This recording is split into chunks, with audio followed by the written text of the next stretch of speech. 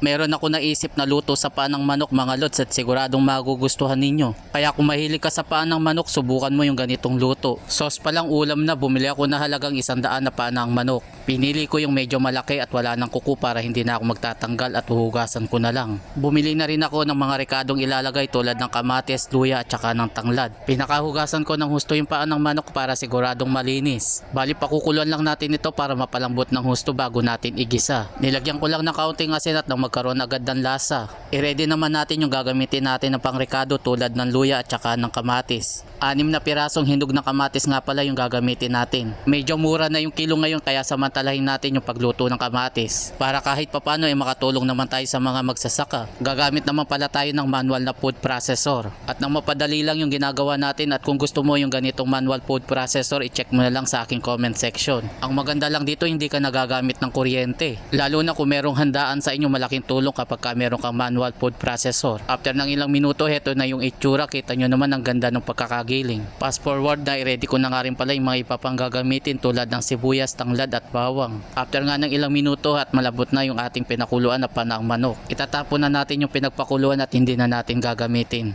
Tapos isalang na natin yung kawali at maglagay lang tayo ng katamtamang mantika. At unahin lang natin na igisa naman yung bawang at kung nandito ka pa rin sa bahagi ng aking video, paki-like and share mo naman para madami makapanood. After natin na maigisa yung sibuyas at bawang, sabay na natin ilagay naman yung tanglad at luya. Pakagisa lang natin ng maigi yung tanglad at luya para at lutong-luto. Pag lumabas na yung aroma, isunod na nating ilagay naman yung kamatis. Isang kotsa lang natin ng ilang minuto yung kamatis. Baka nakarating ka na dito sa bahagi ng aking video, i-comment mo naman kung tagasan ka para malaman ko kung saan lugar ako napapanood. Pag okay na, ilagay naman natin yung pinalambot nating paa ng manok at igigisa pa natin yan ng maigi. Continuous lang tayo sa paghalo. I-shoutout ko na muna si Rowena De Leon Perez ng Batangas at si Maricel Agustin ng Doña Remedios Trinidad. Lutuin lang natin ng husto. After ng ilang minuto, tiplahan naman natin ng powder na paminta. Damihan lang natin para malasa at maglalagay din tayo ng soy sauce. Tansya-tansya lang at nang magkaroon lang ng kulay yung ating niluluto. At saka naman natin haluin para mag-combine lahat yung mga inilagay nating pampalasa. Pakukuluan lang natin to hanggang sa medyo matuyo na. At nang manuot yung lasa dun sa paa ng manok. Tansyahan na lang natin yung ilalagay natin at pakukuluan naman natin ito hanggang sa matuyo. Babalikan na lang natin yan kapag humupa na. At kung nandito ka pa rin sa bahagi ng aking video at hindi ka pa nakapollow, pakipollow mo na lang ako para updated ka sa mga susunod.